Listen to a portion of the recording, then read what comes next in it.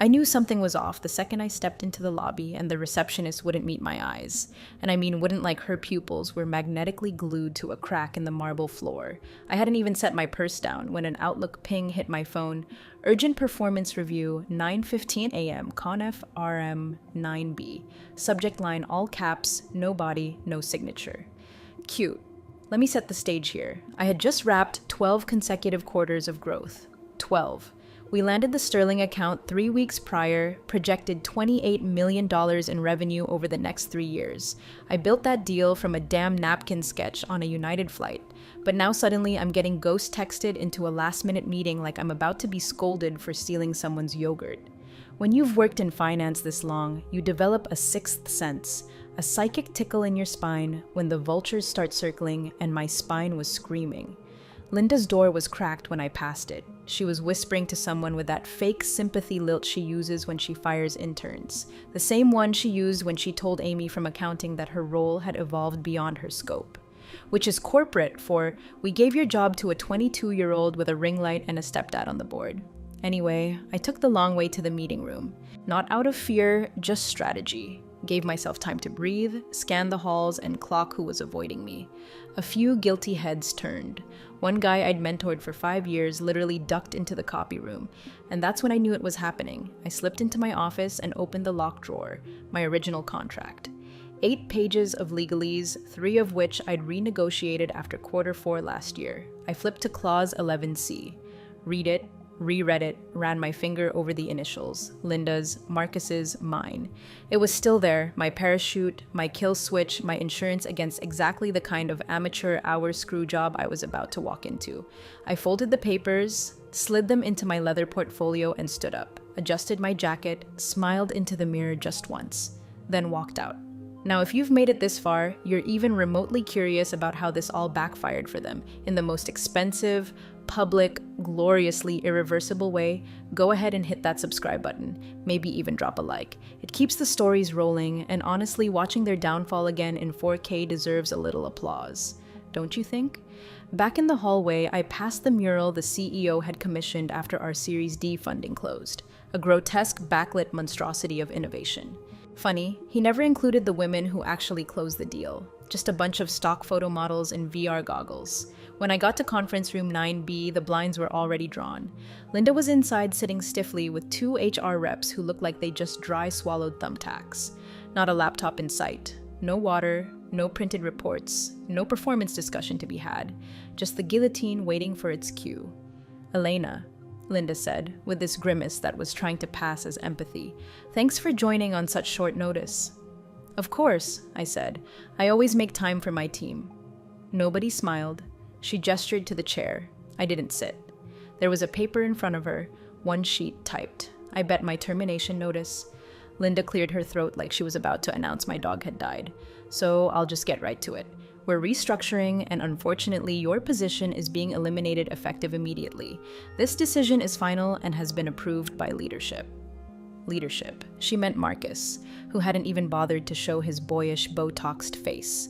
I nodded slowly. No tears, no protest, just took a breath and said, "Understood."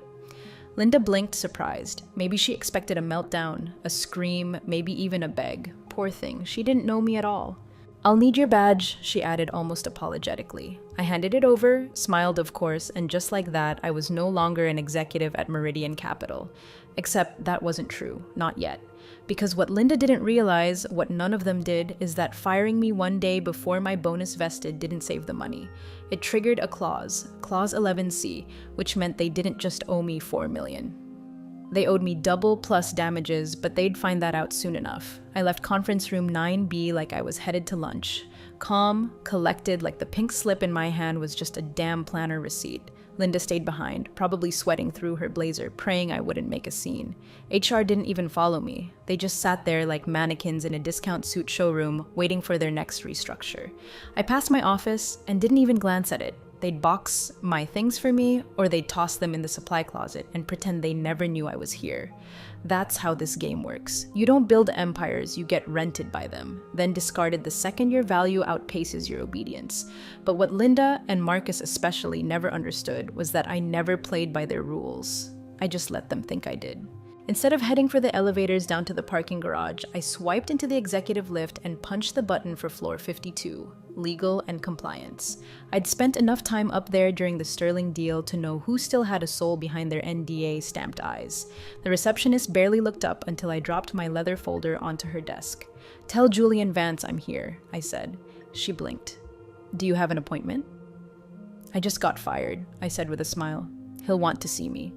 Julian was an assistant counsel who used to shadow me during negotiations.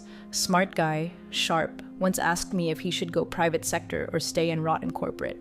I told him to stay just long enough to know where the bodies are buried and who buried them. 10 minutes later, I was in his office. He closed the door behind us and gave me that same deer-in-headlights look I'd seen in the mirror the day I found out Marcus got the CEO role after I practically built the pipeline he was now strutting around on. "You okay?" he asked. "They let me go," I said.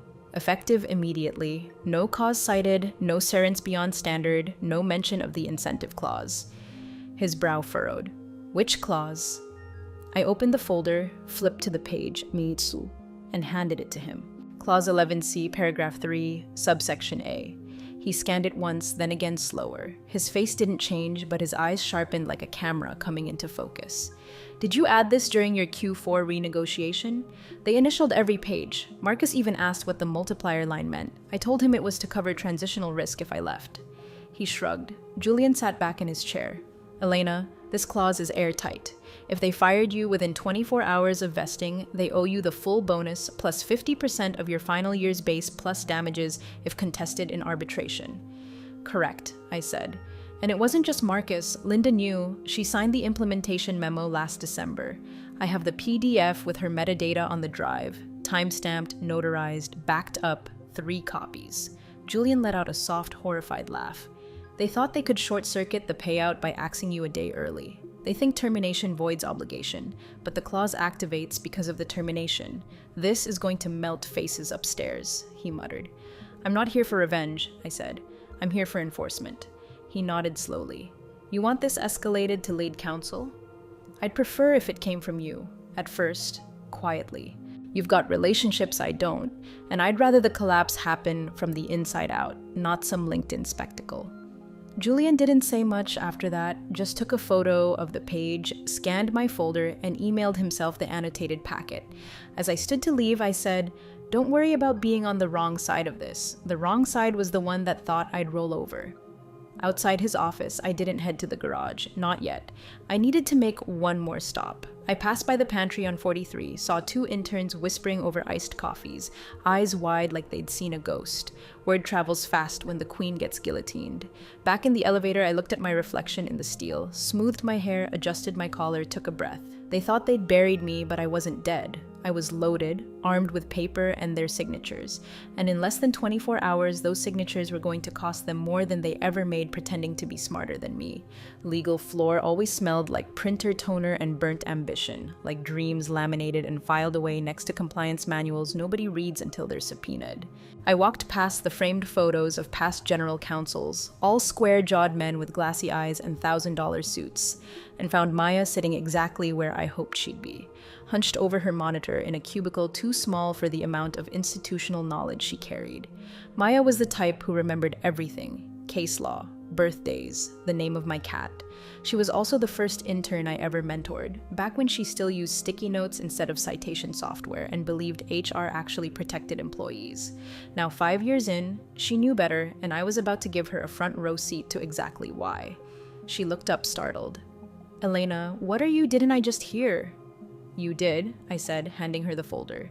Clause 11C annotated original contract, addendums, signature metadata, arbitration triggers, also includes 3 backup references to the equity schedule Marcus approved in Q4. She blinked. "Wait, are you terminated?" "Effective immediately. No cause cited. 1 day before vesting. Clock resets as of noon today." Maya opened the folder slowly, like it might detonate. "Did Linda sign off on this?" She did. Page 6 of the implementation memo. DocuSign from her iPad, timestamps in the margin. Jesus. Clause activates upon involuntary termination without cause within 24 hours of any major equity event, including scheduled vesting. I didn't hide it, I highlighted it. Marcus laughed and said, Only lawyers read the fine print. Maya was already on page 3 when she stopped, blinked, read the paragraph again, then again slower. Her mouth opened like she was about to speak, but the words got lost somewhere between her gut and her ethics. This clause. Yes, I said. Triggers an accelerated payout equal to 2 times the equity value plus base plus benefits continuation plus indemnity provisions if they try to stonewall. Elena, this is delicious. She looked up at me both horrified and impressed. They thought they were being clever. They thought I wouldn't notice a last-minute firing with no severance discussion, no legal presence, no memo from compliance. They thought wrong. Maya glanced toward the hallway. Does Julian know? He does. He's escalating to lead counsel quietly, but I figured it wouldn't hurt if someone else started pulling the red thread too. She nodded, still absorbing it like her brain had just walked face first into a rake. Clause 11C, this language, it's surgical. I wrote it while recovering from pneumonia, signed it in a hospital gown with an IV in my arm. That's how far ahead I was playing. She shook her head, grinning despite herself.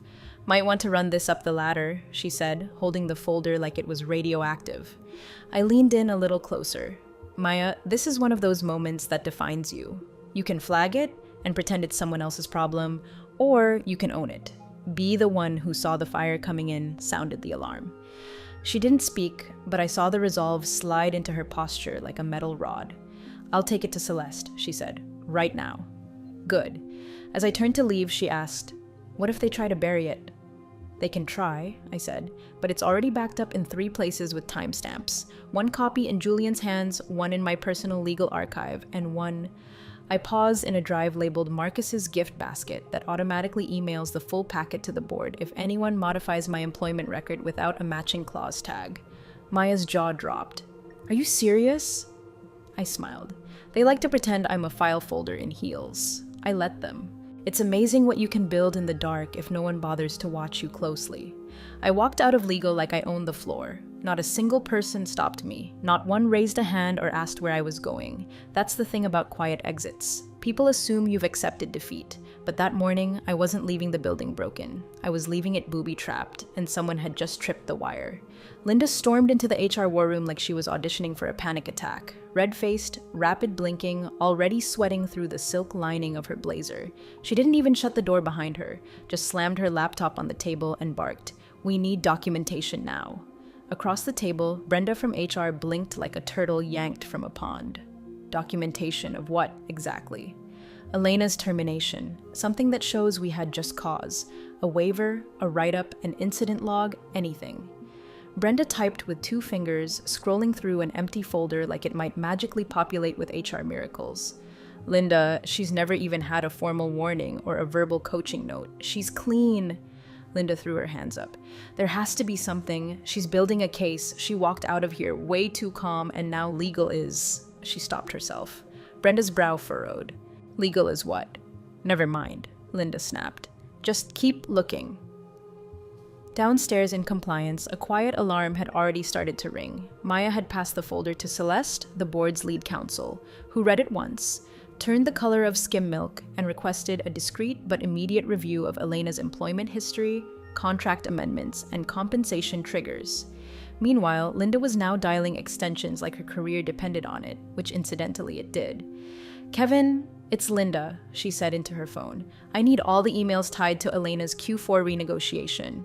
Contracts, internal approvals, equity schedules, everything. What do you mean it's archived? Then unarchive it. At that same moment, Elena was packing up her office upstairs. Not hurried, not angry, not even solemn, just methodical. Picture a surgeon cleaning their tools after a successful operation. She unplugged her docking station, folded her sweaters with geometric precision, and placed her old Rolodex. Yes, she still had one into her leather tote like it was a relic of a better time. She glanced at the photo on her desk, her and her mother 10 years ago toasting with cheap champagne the day Elena got the Meridian offer. Be so good they have to notice, her mom had said. They noticed, just too late. Back in the bunker, Celeste stood silently behind Linda, who was now furiously scribbling something onto a notepad as if paperwork could reverse time. Linda, Celeste said. Linda jumped like someone had dropped a gun on the table. Yes. Celeste held up the packet. Is this your signature on page 6 of the implementation memo? Linda squinted. Yes, but I didn't read all the amendments. Marcus just said we needed her to stay through Q4. Celeste raised an eyebrow. And you initialed every page? Well, yes. We were rushing to finalize headcount projections. Celeste tapped the folder. Clause 11C. It triggers a payout that doubles the standard equity incentive if an executive is terminated without cause within 24 hours of a major equity event. Wait, Brenda said from across the room. She was due to vest tomorrow. Exactly, Celeste replied. You fired her today. The room fell into a silence so thick it could have choked a priest. Technically, Celeste continued, this wasn't just mishandled, it was catastrophic. Her contract is enforceable. She gave us notice of the clause. We have a time-stamped record of when it was received. That makes it worse. Linda sat down hard as if gravity had remembered she existed. We were trying to save the company $4 million, she whispered. Celeste's lips flattened. You may have cost it 6, maybe more. Somewhere around the same time, a calendar invite appeared on the board chair's assistant screen. Subject: Urgent Elena Owens Equity Clause Review. Priority: Highest. Sender: Lead Counsel. Back upstairs, Elena zipped her bag shut, looked around her office one last time. It looked smaller now, like the walls had caved in slightly, like the space knew it had lost something it couldn't replace. She walked out with nothing but a tote, her heels clicking steadily against the tile. Past the photos of Employee of the Month winners, past the glass cases full of trophies for innovation and team excellence. She paused only once at the elevator. One of the new hires from marketing stood there awkwardly. Hey, Elena, is it true they let you go? She smiled politely. That's the rumor. But you like you were the department, she shrugged. Then I guess they're about to find out what life's like without it. Ding. The elevator opened. She stepped inside, turned, and just before the doors closed, she added, if anyone asks, tell them to read Clause 11C. Then she vanished, and the real unraveling began. Elena was sitting at a quiet corner table in a cafe 4 blocks from Meridian headquarters, one of those third-wave places where the chairs were reclaimed wood, and the coffee came with a paragraph about its origin story. She wasn't there for ambiance. She was there for the Wi-Fi, the line of sight to the front door, and the peace of watching rich tech guys panic through Bluetooth headsets. She sipped slowly, checked her phone, and there it was. From Celeste Thorne, Lead Board Counsel. Subject: Clause 11C acknowledged. Time: 10:41 a.m. Elena, we are currently reviewing your termination file and contract Clause 11C. Your annotated documentation has been received. Timestamp confirms delivery. Will advise shortly. No apology, no flattery, just cold-clipped legalese, the kind that meant they'd realize she hadn't been bluffing. She smiled, then opened her encrypted backup app. 3 versions of her contract sat there, as pristine as the day they were scanned. Every page annotated, every signature clean, every single initial from Marcus, Linda, and 2 members of the compensation committee logged, timestamped, and filed complete with location metadata. She even had a screen recording of the Zoom meeting where the final equity plan was approved, complete with Marcus sipping rosé and saying, yeah, whatever legal wants, just get her to stay through year-end. Across town, on the 44th floor of Meridian HQ, Celeste slid the packet across the glossy conference room table with the kind of gentleness you'd use to hand someone a live grenade. Marcus picked it up lazily, like a man swatting away a housefly. This again? He muttered. She's bluffing. She's not bluffing, Celeste said flatly. She's executing. Linda was in the corner, arms folded so tightly her fingers were turning purple. But if we already fired her? You didn't void the bonus, Celeste interrupted. You activated it. The clause explicitly states that termination without documented cause within 24 hours of a scheduled equity vest triggers accelerated payout terms. Marcus blinked. We did that before it vested. That's the point. Celeste tapped the packet. You did it within the 24-hour trigger window. The clause doesn't just cover the moment of vesting. It protects against any last-second maneuvering, and you initialed that language yourself. Page 4, lower right corner, timestamp 12:43 p.m. February 19th during your Q4 board session. Marcus's face dropped half an inch. No one reads that stuff. I thought legal was just being thorough. Celeste didn't even blink. We were. He flipped to the page, scanned it, and visibly flinched. Jesus. She also submitted her full termination file to Julian Vance and Maya Reese within 90 minutes of leaving the building. She has a digital trail that shows she notified 3 internal channels before your department even uploaded her exit memo. Linda let out a choked laugh. She was planning this. Celeste looked at her, eyebrows raised. She was planning not to be robbed. Big difference. Back at the cafe, Elena leaned back in her chair. It was that rare, electric feeling indication, but still wrapped in silence. The moment right before the world admits you were right. The pause before the storm understands it's about to rain in the wrong direction.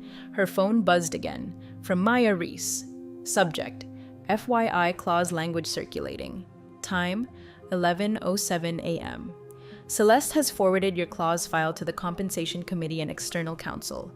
Things are moving quickly. Not everyone is happy. Stay alert. Elena tapped out a simple reply. Understood.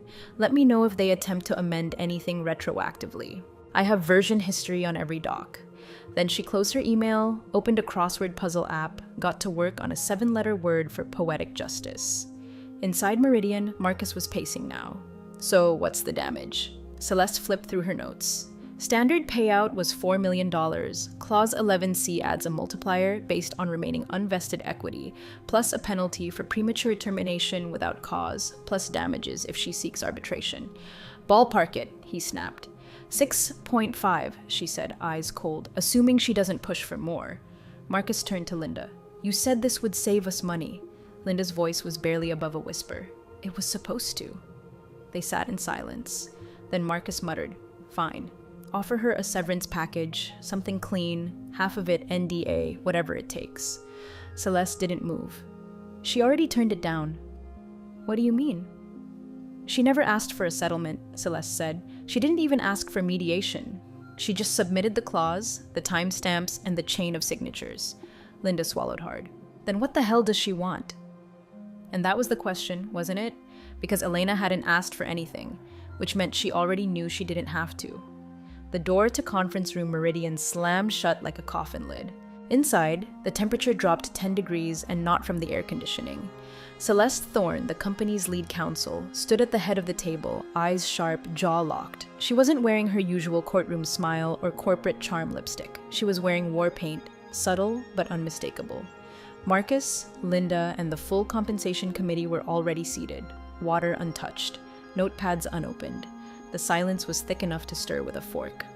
Let's get one thing straight, Celeste began, pulling a stack of printed documents from a leather folio and slapping them down like evidence in a criminal trial. This isn't a miscommunication, it's not an HR oversight. This is a ticking liability with a lit fuse we lit ourselves. Marcus leaned back, trying to play it cool. Look, we know she's making noise, but she's bluffing. She's always been dramatic. She's not bluffing, Celeste snapped louder than anyone expected. And this isn't drama, this is contractual suicide. She opened the folder and pulled out a single page, sliding it across the table to Linda. Page 6 of the Q4 amendment, your signature. Linda didn't even look. I didn't read every line. You initialed every line, Celeste cut in, and so did Marcus. You both signed off on Clause 11C, including the activation multiplier language, the vesting window clause, and the constructive termination trigger. Constructive termination, Marcus repeated, brow furrowed. Means you fired her under circumstances designed to avoid paying her a contractual obligation, Celeste explained, which in the eyes of the law is the same as firing her because of that obligation. Linda paled. But we fired her for restructuring. We didn't mention the bonus. That's precisely the problem, Celeste said. There's no cause documented, no performance flags, no disciplinary notes, no redundancy justification filed with HR. You walked her out 23 hours before a scheduled equity vest without reason and thought that would void her bonus. What it actually did was activate every financial protection she embedded in that clause. She turned to the rest of the room now. Gentlemen, ladies, this was not just a poor decision. This was a $6.5 million trigger wrapped in arrogance and fired like a starter's pistol. One of the committee members cleared his throat. Is this enforceable? You're not enforceable, Celeste said. She has timestamps, backups, email trails, and metadata. Her termination was filed internally 37 minutes after she submitted her clause to legal and compliance. That creates the impression, legally and publicly, of retaliation. Marcus muttered something under his breath and pushed his chair back like he was about to walk out. Celeste raised her voice. "Sit down!"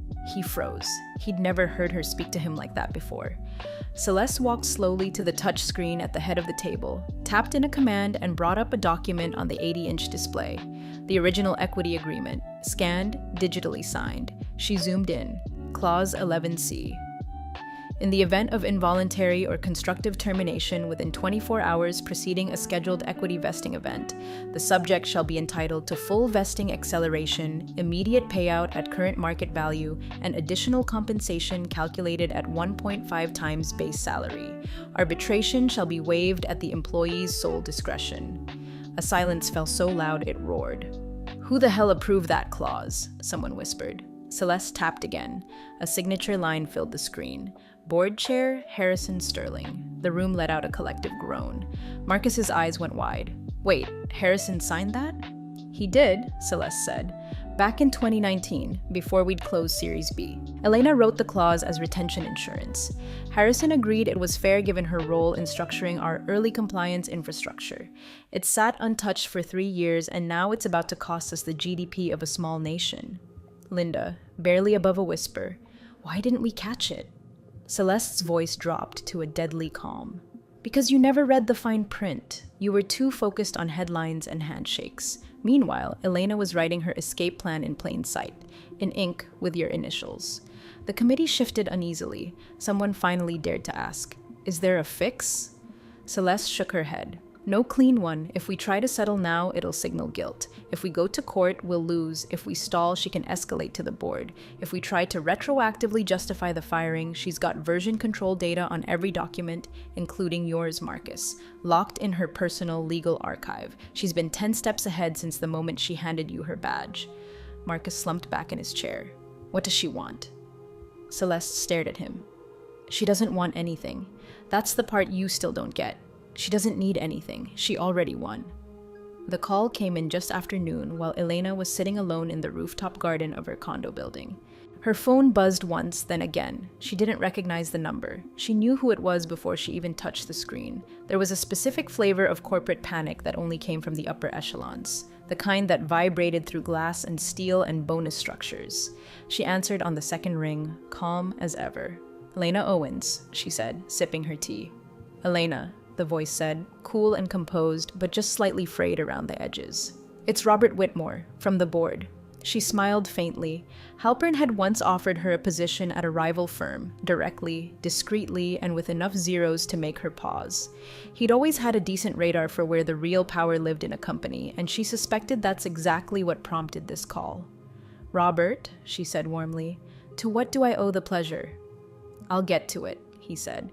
Did you intend to trigger Clause 11C? She didn't even blink.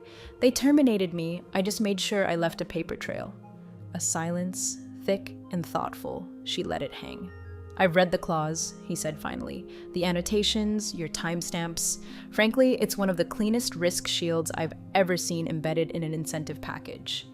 "I had good mentors," she said. "Some of them on your board." He chuckled under his breath. Not joy. Admiration edged with dread. "Mark is still insisting it was an oversight." "I'm sure he is."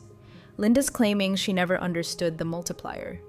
"She understood enough to sign it twice and push it through without review," Elena replied.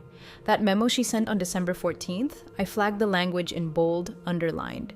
Her initials are on the margin, time-stamped, metadata intact." "Christ," Robert muttered. Another pause, then a different voice entered the background, muffled but urgent. "Robert, she didn't just trigger the payout. There's a secondary multiplier tied to the equity value ratio, just recalculated it." Elena waited, listening to the scramble like it was symphony. 6.4 million paid to me, the voice said. "Possibly more, depending on the market value recalibration at the time of termination." Robert came back on. "Our CFO just confirmed what legal was afraid of. Because of the clause's reference to unvested equity and the 1.5 times multiplier, your payout is actually above 6 million. Elena didn't respond immediately. She was watching a pigeon pace along the railing like it was conducting a board meeting of its own. "Robert," she said calmly, "you're not calling to debate the payout. You're calling to assess the fallout." I'm calling, he admitted, because Linda is about to be thrown to the wolves and Marcus is pretending he can't hear the howling. Celeste wants to settle, but you haven't made a move. No counteroffer, no statement, no lawyer. Why? Elena leaned back in her chair. Because I don't need to. I played this by the book. I wrote the book. They just forgot I never stopped editing it. Robert exhaled, long and low. They'll ask for arbitration. They can request it, she replied. The clause gives me sole discretion to decline. Litigation, she shrugged. They'll lose. The documentation's airtight and they know it. That's why Celeste hasn't reached out directly. She's buying time, hoping I flinch. You won't, he said quietly. I haven't yet. Soft laugh. You know, Elena, you always struck me as too composed for this business. Too methodical. But watching this unfold, I realize now that you weren't calm because you lacked fire. You were calm because you knew where every fuse was buried. That's why they hired me, she said, and why they shouldn't have fired me. The line went quiet for a moment. Then Robert said, I assume you'll be getting counsel involved eventually. I already did, she said, 3 years ago, and I wrote Clause 11C. Click. End call. She didn't smirk, she didn't gloat, she simply looked up at the sky and watched the clouds pass overhead. 6 million was never the point, not really. The point was they built an empire on her spine and thought they could kick it out from under themselves without consequences. But Elena wasn't angry. She was precise. And precision always finds its target. The executive suite was dead silent, unnaturally so. Kind of silence you only get after the last champagne bottle's been emptied and someone finally notices the floor's on fire. Everyone had been summoned. No agenda, no coffee. Just a hastily booked leadership sync that smelled more like a trial than a meeting. Marcus sat at the head of the table, jaw tight, arms crossed like a teenager sent to detention. Linda sat to his left, visibly trembling. Legal pad in front of her with nothing written but the word defensible in 5 different styles of handwriting. The CFO was ghost pale. The head of HR looked like she was rethinking every career choice she'd made since college, and the only person moving with purpose was Celeste Thorne, lead counsel, and currently the only adult in the room. She dropped the packet on the table like a gavel. You've all read Clause 11C, she began, but allow me to read it aloud one final time so there is no further misunderstanding about what has just occurred. She didn't wait for permission. In the event of involuntary or constructive termination within 24 hours preceding a scheduled equity vesting event, the subject shall be entitled to full equity acceleration, compensation equivalent to 1.5 times base salary, and associated damages as calculated under the pre-approved performance incentive plan. Employer waives arbitration in the case of demonstrable bad faith dismissal. She closed the file, slowly removed her glasses, and turned to Marcus like a firing squad lining up its first shot. Marcus, her voice was low and cracking. Please tell me you paid her. Marcus blinked. Excuse me? Celeste stood straighter. Tell me right now that you issued her the bonus before the termination went through. He shifted in his seat. We terminated her before it vested. That was the point. The room went still. Jesus Christ, Celeste whispered. I mean, he added, palms up, if we fire her before the bonus vests, we don't have to pay it. That's how these things work. Everyone knows that. No, Celeste snapped, loud enough to make Linda flinch. That's how you think it works. That clause wasn't written to avoid payment. It was written to protect the employee from exactly that kind of maneuver. The CFO looked up now, eyes haunted. You've already received a notice of intention to collect damages. It came through 2 hours ago. Her counsel submitted a certified statement with backup files, timestamps, internal emails, everything. Marcus scoffed. So what? We counter, negotiate, offer half. No, Celeste said. You don't negotiate with someone holding a loaded contract and a detonator in the other hand. She doesn't need to talk. She just has to wait. And right now, the board is demanding to know why you authorized the termination without legal review or just cause documentation inside a protected clause window. Marcus's smirk was fading now. Okay, so we pay her the bonus. Worst case, 4 million. Celeste turned to the CFO. Tell him. The CFO's face was grim. With the equity recalculations, performance triggers, and multiplier clause, Linda let out a strangled whisper. Multiplier? The CFO nodded. It's not 4 million, it's 6.5, and that's before damages. Marcus leaned back in his chair like he'd just been hit with a sledgehammer. You can't be serious. She even submitted the meeting transcript from the Q4 session where you dismissed her clause concerns on record, Celeste added.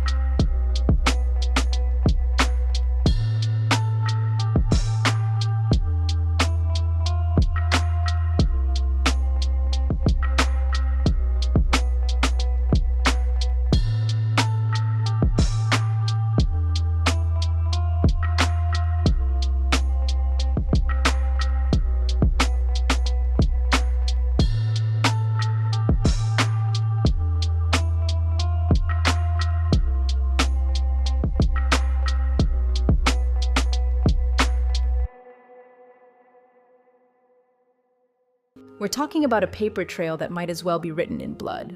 Marcus looked around, suddenly aware that no one was coming to his defense. The VP of operations cleared his throat. So what happens now? Celeste took a long, slow breath. Now, the board reviews the breach. They'll likely force a full payout to Elena and issue a vote on restitution, if they deem it malicious. She turned to Marcus, staring straight into his soul. They'll hold you personally liable. Linda looked like she might throw up. HR began quietly packing her things. The CFO rubbed his temples like he was trying to press reality out of his skull. Marcus finally found his voice again. She planned this. She set us up. Celeste's eyes narrowed. She protected herself, and you walked straight into the clause she warned you about. She didn't hide it. You just never read it. Silence fell again, colder this time, heavier, the kind of silence you feel in your teeth. Then the board secretary opened the door, hesitant, eyes wide. "Apologies," she said. "The chair is requesting your presence, all of you, immediately." Celeste didn't move. She turned to Marcus one last time. "This wasn't a mistake. It was a masterclass, and you failed every test." Then she stood, gathered the contract packet, and walked out without waiting for him. Marcus didn't move. Linda didn't breathe. The wolves were no longer howling. They were inside the building. The skyline outside Elena's Denver hotel room was all glass, cranes, and ambition. Every tower trying to outshine the next like a prom queen contest made of steel. She stood barefoot on the balcony in a robe that cost more than her first apartment rent. Phone in one hand, a cool glass of something dangerously floral in the other. A notification pinged softly from her inbox. Subject: Settlement Package Meridian Capital from External Counsel on behalf of Board of Directors. Attachment: Final Settlement Agreement, Payment Confirmation, $6,586,250.00. Note: Please review and return signed NDA within 5 business days. No public disclosure permitted without express board consent. She didn't open the NDA, didn't need to. The numbers were there. The payment was real. The damage already done. Her old company hadn't even managed to spin it. No press release, no new direction announcement, just a quiet purge disguised as restructuring. Linda was already gone, resigned to pursue new opportunities for the company internet. Everyone inside knew it was a mercy killing. As for Marcus, reassigned. That was the word they chose. Rumor had it he was now leading innovation initiatives in a newly invented department that had neither a budget nor an office. Last week, one of her old team members leaked a photo of his new title badge. Read, Executive liaison, internal alignment, translation, exiled without ceremony. Elena didn't return any of the voicemails. Not Celeste's, not Maya's, not even Robert Whitmore's last-minute olive branch offer to connect her with some advisory boards. She didn't need their handshakes. She already had their signatures. And she was busy. Busy meeting with the executive team at Summit Partners, who flew her in after hearing whispers about how she sank a CEO with a single clause. They weren't hiring her for a role. They were offering her a seat at the table. Partner track, strategy division, autonomy, equity, a pen, not just a signature line. But tonight wasn't about negotiations. Tonight was about punctuation. She sat down on a lounger by the rooftop pool, kicked her feet up, and took a picture. Sand-colored tile beneath her toes. Drink perched beside her with a ridiculous garnish poking out. In the background, the city gleamed like $1 million apology. She opened her texts, scrolled until she found the last saved number from her Meridian days, the board chair, typed one sentence, Clause 11C, line 22, then attached the photo, no caption, no emoji, just the final word. Line 22, if anyone had forgotten, was the clause's closing statement, written in her own phrasing when legal let her adjust the language after 2 late-night calls and a bottle of wine. Failure to honor the terms herein shall constitute not only breach, but a systemic lapse in judgment subject to restitution, review, and reputational consequence. They'd initialed it. Marcus had even chuckled at the wording. Now the clause had played out start to finish, like a stage play she directed in silence. She hit send, watched the screen fade, took another sip of her drink, and for the first time in years, she felt it. Not revenge, not satisfaction, not even victory, just clarity. She hadn't burned the bridge. She'd walked away from it with the deed in her hand, sold the land underneath, and charged them rent for the ashes.